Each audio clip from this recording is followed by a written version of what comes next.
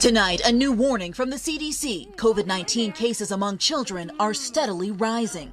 Researchers say children ages 17 and under account for more than 7% of COVID cases, adding to the difficult decision facing parents and teachers how to handle back to school. Students in Cherokee County, Georgia end week 2 of classes with more than 1,600 in quarantine, twice as many as the end of the first week of school. To send your child for 6 to 8 hours a day into what I've heard some people refer to as a war zone with this illness, it just creates a new havoc in your life. In Arizona's J.O. Combs Unified School District, a teacher sickout is forcing officials to cancel Monday's return to classes. Just take your temperature, that's okay. And as more college campuses welcome students back, for some, excitement is giving way to anxiety. I'm really nervous about classes being in person. I think that's a really big risk. I could hear parties happening last night from my apartment. At UNC Chapel Hill, clusters of COVID in at least 3 student dorms or houses. Notre Dame reporting 29 new cases. And at Villanova, this unofficial gathering drew hundreds of students, the tent erected as an outdoor classroom.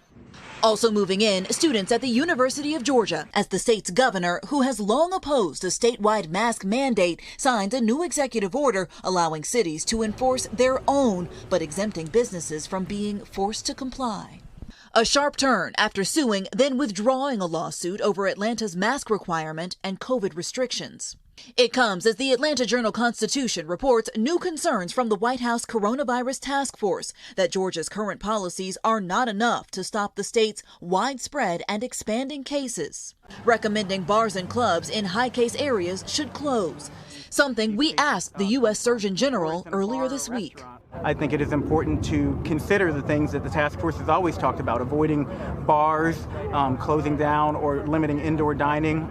Should those reopenings be rolled back, in your opinion? Well, one of the things that we know is that people will find a way to go out, and so we need the people of Georgia to understand the importance of social distancing. And Blaine joins us now from Atlanta. Blaine, there's been a breakthrough on testing. That's right, Jose. Today, the FDA announced the emergency authorization of a saliva-based COVID test. It was developed at Yale and actually funded by the NBA. In fact, some players used that test as they prepare to enter the bubble. Today, the FDA commissioner is calling those tests groundbreaking. Hey, NBC News fans, thanks for checking out our YouTube channel. Subscribe by clicking on that button down here, and click on any of the videos over here to watch the latest interviews, show highlights, and digital exclusives. Thanks for watching.